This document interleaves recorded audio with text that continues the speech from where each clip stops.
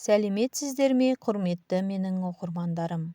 Әңгімені аяғына дейін тыңдап, лайк басып, комментарий жазуды ұмытпаңыздар.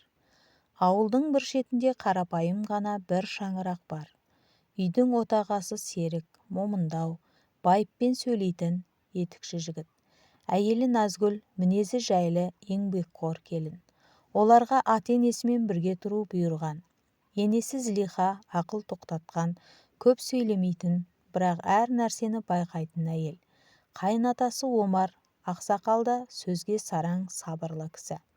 Назгүл ауылға жаңадан келін болып түскенде барын салып жақсы болуға тырысты. Бірақ бір әдеті бар еді. Кешкі шайдан кейін ыдысты жууды ертеңге қалдыратын. «Қызым, ыдысты жиып тастасаңшы», дейтін енесі кейде. «Ертең ерте тұрып жуып аламын ғой, апа», дей салатын келін. «Бала күнімізде үлкендер жуылмаған ыдысты шайтан жалап кетеді деуші еді», деп қоятын Омар ақсақал. Назгүл бұл сөзге аса мән бермейтін. Қайдағы шайтан? Ол ертегінің әңгімесі ғой деп ойлайтын. Бір күні кешкісін Серік жұмыстан шаршап келді. Назгүл ет асып дастархан жайды. Бәрі бірге тамақтанып болған соң ол шаршап бөлмесіне кіріп кетті.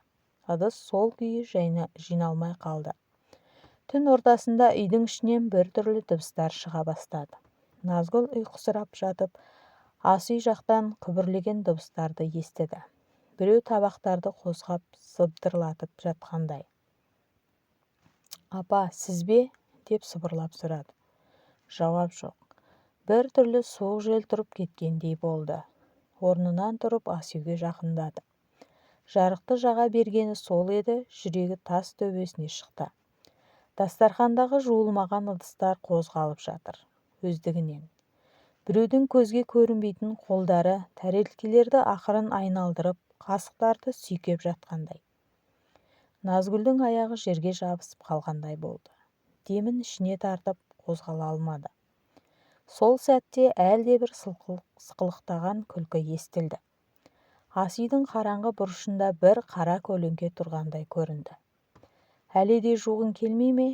деп ысылдады әлдекім. Назгүл шыңғырып жіберді. Бөлмесінен Серік пен ата-енесі атып шықты. «Не болды?» деді Серік.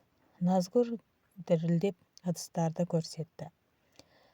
Таң қаларлығы барлығы өз орнында тұр. Біреу ыдысты қозғады», деді ол дірілдеп. Енесі мен атасы бір-біріне қарады. «Мен саған айттым ғой, қарағым, шайтан жуылмаған ыдысты жалап жүреді». Назгүл осыдан кейін кешкі шайдан соң бірден ыдысты жууды әдетке айналдырды. Бірақ кейде түнде оянып кеткенде әлі де ас үйден әлдекімнің күбірін еститін.